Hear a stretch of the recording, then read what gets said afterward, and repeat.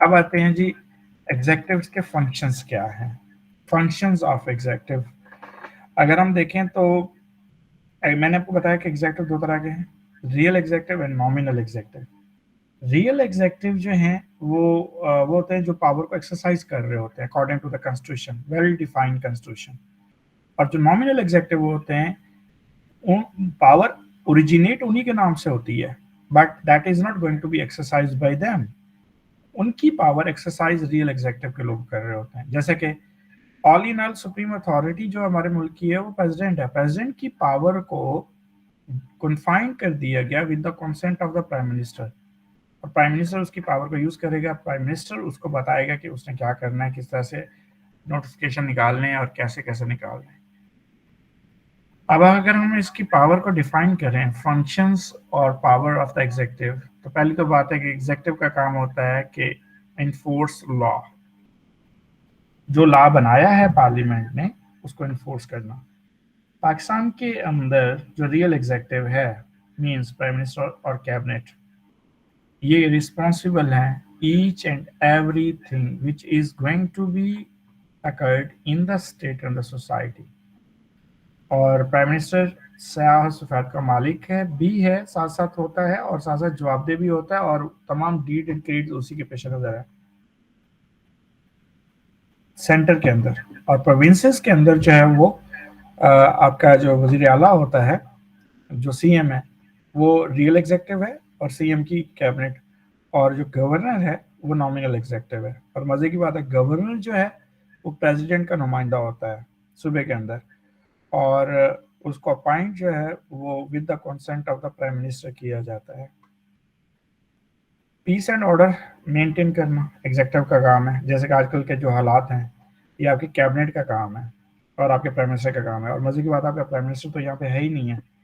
और आप लोग जरा इनकी वीकनेसेस चेक कीजिएगा अपने पॉलिटिशियंस का, कि जो मुश्किल मरहले होते हैं जहाँ पे कौमें बनती हैं या बिगड़ती हैं या संवरती हैं, उस वक्त आपके रियल एग्जेक्टिव के जो मालिक हैं पावर के, वो कहाँ होते हैं। जैसे खान साहब कहते हैं कि जी वज़ीर आज़म तो मैं था लेकिन पावर एक्सरसाइज कोई और कर रहा था। शहबाज शरीफ साहब ने तो प्रैक्टिकली करके दिखा दिया कि आज मुल्क इस दौराए पे है कि हर जी शोर पढ़ा लिखा इंसान फिक्रमंद है मुल्क के बारे में कि हो क्या रहा है, पर हमारा प्राइम मिनिस्टर हमारे पास नहीं है। Anyhow, maintaining peace and order and repelling aggression, किसी भी किस्म की एग्रेशन होती है inside the country, outside the country, over the border, inside the border, इसकी रिस्पॉन्सिबिलिटी आपके प्राइम मिनिस्टर के पास है कि वो इसको कैसे कोप करेगा और कैसे ओवरकम करेगा, क्या ऑर्डर जारी करेगा, कौन सी फोर्सेस इस्तेमाल करेगा, जंग वॉर की अनाउंसमेंट करेगा कि नहीं करेगा। All these are going to be concern. जैसा कि 27 फेब 2019 का वाक़ये की हम बात कर लेते हैं, जब इंडिया ने अपने त्यारे भेजे थे और उसको वो करने के लिए आपके प्राइम मिनिस्टर साहब ने कोई ऑर्डर प्ले किए थे। अब ये अलग बात है कि कंस्पायरेसी थ्योरी को बीच में लाएं कि वो वाकई प्राइम मिनिस्टर के ऑर्डर थे या ऑर्डर उनसे दिलवाए गए, या लेकिन according to constitution it is a function of the prime minister. इसके अलावा अगर हम बात करें कि friendly relation with other states, यानी कि फॉरेन पॉलिसी दूसरे लफ्जों में, that is also the job of your government. Your government means your executive.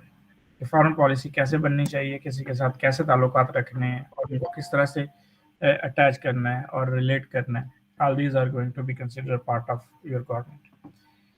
अब इसके बाद अगर हम देखते हैं कि वॉर कब इंगेज होनी है, वॉर को कब आपने अनाउंस करना है, ये भी गवर्नमेंट का काम होता है, यानी एग्जेक्टिव का, रियल एग्जेक्टिव।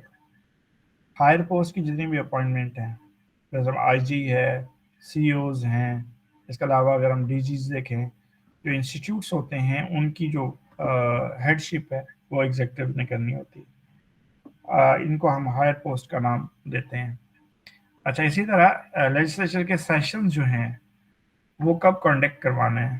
पार्लियामेंट का जो बिजनेस है, जो पार्लियामेंट का बिजनेस एक्चुअली होता क्या है कि जो भी इश्यूज हो रहे होते हैं स्टेट के अंदर उनके बारे में डिस्कस करना, और कानून अगर एग्जिस्ट कर रहा है तो उनकी कानून की इम्प्लीमेंटेशन करवाना, और एग्जिस्ट नहीं कर रहा तो उनके बारे में कानून साजी करना।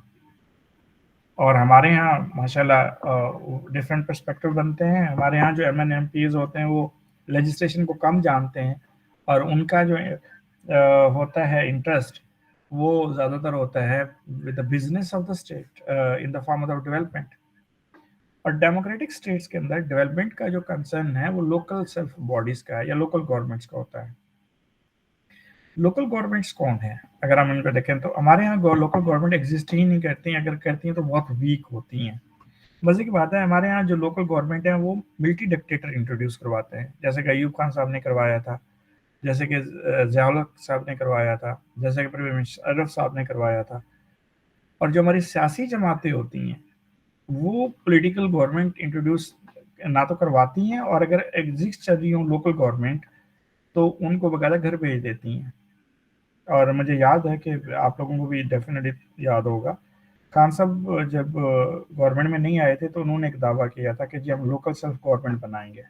बल्कि आजकल जिन हालात से मुल्क गुजर रहा है तो आजकल तो सिंपैथी हमारी सबकी खान साहब के साथ रहती है, चाहते ना चाहने के बावजूद। लेकिन खान साहब के ऊपर थोड़ा सा हम ये भी तो देखें ना, जब 3.5-4 साल इन्होंने हुकूमत की तो उसके अंदर इन्होंने परफॉर्म क्या किया। तो उन्होंने लोकल सेल्फ गवर्नमेंट के बारे में कहा था कि हम ऐसे ही बनाएंगे कि इवन लंदन वाला मेयर भी शर्मा जाएगा। और इन्होंने केपीके में आते हुए लोकल सेल्फ गवर्नमेंट को एस्टैब्लिश करने की जरूरत भी महसूस की थी। लेकिन बाद में क्या हुआ, उसी लोकल सेल्फ गवर्नमेंट को घर भेज दिया गया, और पंजाब के अंदर तो बकायदा लोकल सेल्फ गवर्नमेंट चला ही नहीं पाए हम लोग। अब होता क्या है, जितनी भी मुल्क के अंदर डेवलपमेंट होती है सिटीज के अंदर, टाउन्स के अंदर, वो सारी लोकल सेल्फ गवर्नमेंट के जो है वो के अंडर होती है। और हमारा अलमिया सबसे ज़्यादा ये है कि हम लोकल सेल्फ गवर्नमेंट को बकायदा कॉन्स्टिट्यूशनली प्रोटेक्शन ही नहीं दे पाए। कॉन्स्टिट्यूशनली प्रोटेक्शन ना देने का मतलब क्या होता है कि हमारी local self government constitutionally exist ही नहीं कर रही। हमारी मर्जी है उसके वो करवाएं इंतखाबात या ना करवाएं, कॉन्स्टिट्यूशन के अंदर इसके बारे में कोई अहकामात है ही नहीं है। बस सिर्फ इतना है कि हर 3 साल के बाद लोकल गवर्नमेंट के इलेक्शन होंगे। नहीं होंगे तो क्या होगा, अगर हैं तो उनका फंक्शंस क्या है, उनके अथॉरिटीज़ क्या है, ये डिफाइंड नहीं है, और किसी गवर्नमेंट ने इसको ज़रूरत भी महसूस नहीं की। अब इसके पीछे चल क्या रहा है उसके ऊपर बात करते हैं।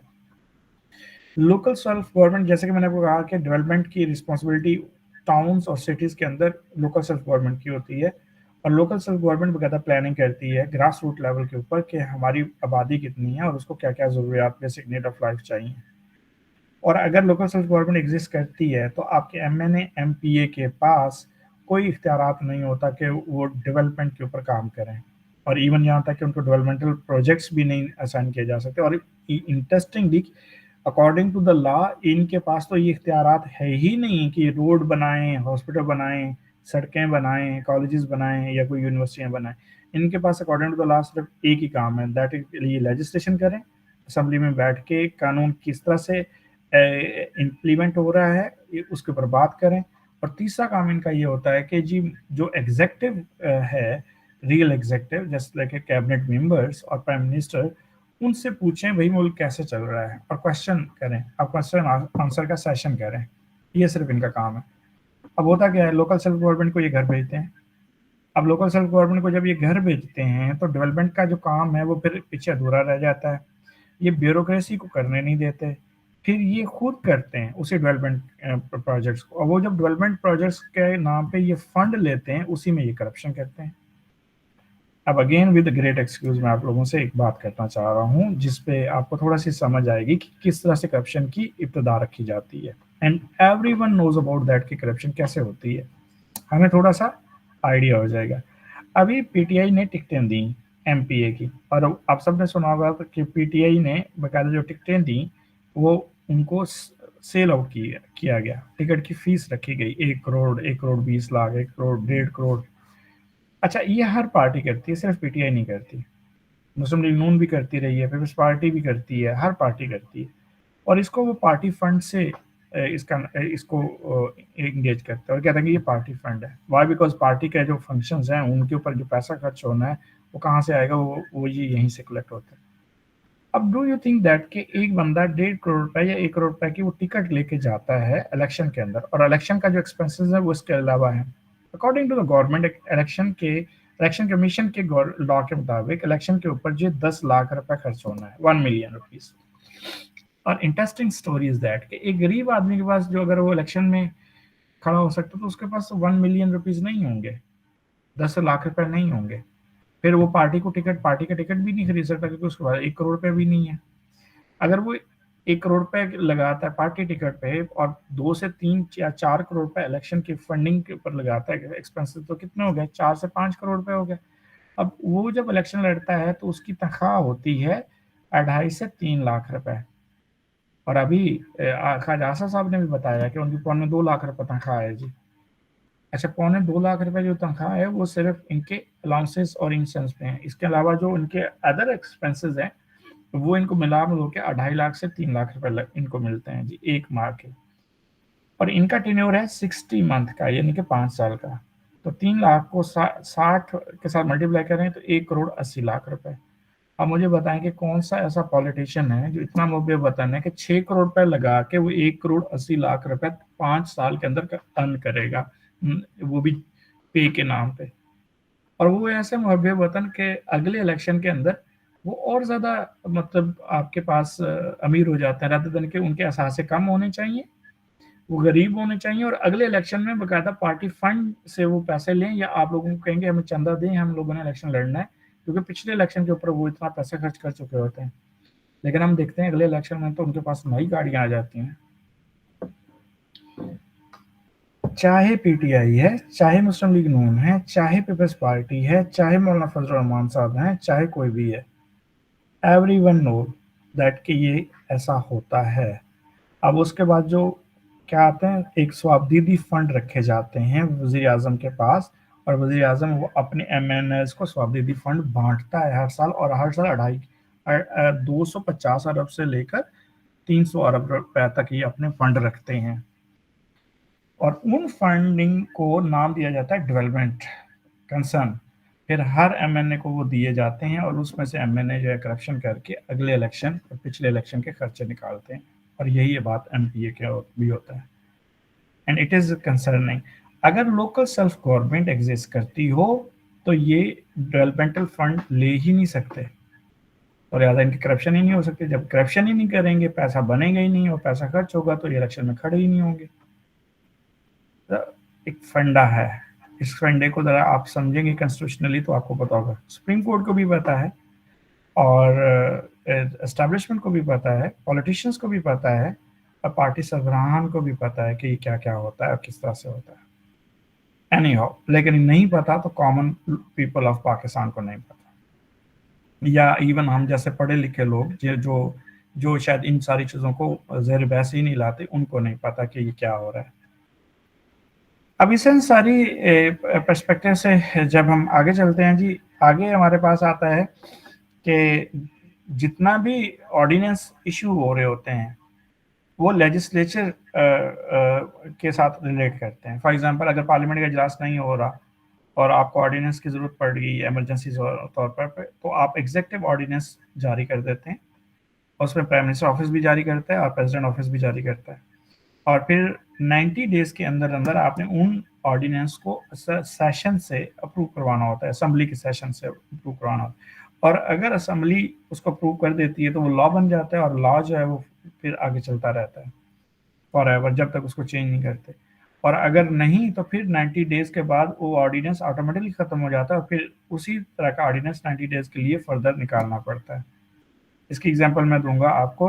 रेंजर्स को जब इंट्रोड्यूस करवाया गया था कराची के अंदर, तो कराची की जो प्रोविंशियल गवर्नमेंट थी सिंध की, वो 90 डेज के लिए रेंजर्स को इख्तियारात देती थी पुलिस के, और उसको लॉ नहीं बनाया उन्होंने। 90 डेज के लिए दिया, फिर 90 डेज के लिए, फिर 90 डेज के लिए। और ये सिविल मिलिट्री रिलेशन जो कराची के अंदर पीपल्स पार्टी के साथ खराब हुए, खसूसन रहील शरीफ साहब के ज़माने में, उसकी एक बड़ी वजह यही भी थी। अच्छा, अब इस सेंस में अगर हम आगे चलते हैं तो इम्प्लीमेंट जो स्कीम्स होती हैं, प्रोजेक्ट्स जो बनाती है एग्जेक्टिव, उनकी इम्प्लीमेंटेशंस भी इनके ज़िम्मे होती है।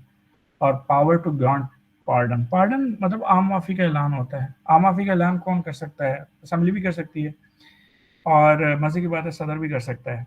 आपकी असेंबली जुडिशरी का किरदार भी अदा करती है। जब किसी का इम्पीचमेंट करनी होती है तब आपकी असेंबली का जो सेशन हो रहे होते हैं, that is based over the judicial power. आपकी असेंबली किसी को सजाए मौत दे सकती है, आपकी असेंबली किसी की सजाए मौत माफ़ कर सकती है, اور ایون आपके सदर के पास भी ये इख्तियारात होते हैं। अक्सर आपने सुना होगा कि सदर ने रहम की अपील जो है मुस्तरद कर दी। सुप्रीम कोर्ट ने अगर किसी को सज़ाए मौत दी है और सुप्रीम कोर्ट से ऊपर जो एक अपील होती है वो सदर के पास होती है, और सदर जो है वो सज़ाए मौत को रिजेक्ट कर सकता है, कन्वर्ट कर सकता है और उसको माफ़ भी कर सकता है।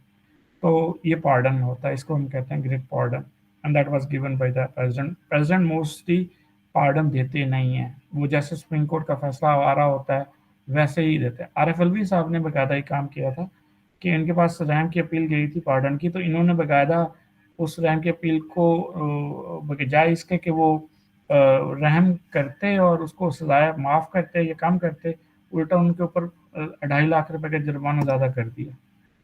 और ये प्रेसिडेंट के पास ये पावर होती है करने की।